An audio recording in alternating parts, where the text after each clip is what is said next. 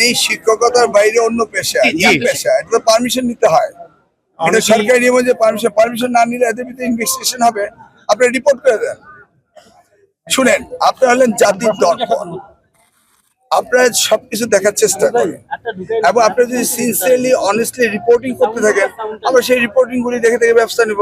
আপনারা আপনাদের কাজটা একটু ত্বরান্বিত করেন, আমরা আশা করবো। তাহলে শিক্ষকের মর্যাদা অবশ্যই সমুন্নত থাকবে।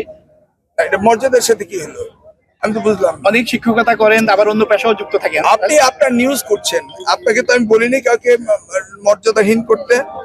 আপনি আপনার পেশা করছেন, আপনি আপনার পেশা করবেন, উনি ওনার পেশা করবেন। এতে কার মর্যাদা কে নিলে বুঝলাম না প্রশ্নটা। আপনি দায়িত্বটা আপনি পালন করেন, ওনার দায়িত্ব উনি পালন করেন, তাহলে হয়ে গেল। ভবিষ্যৎ হোক নিরাপদ, বিনিয়োগ হোক বিশ্বস্ত, আর আমার পছন্দ সল্টবে।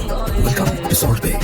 এই দায়িত্বের মধ্যে কোনো অবহেলা থাকলে সেটা জনসম্মুখে আসবে, আমাদের দৃষ্টিতে আসবে।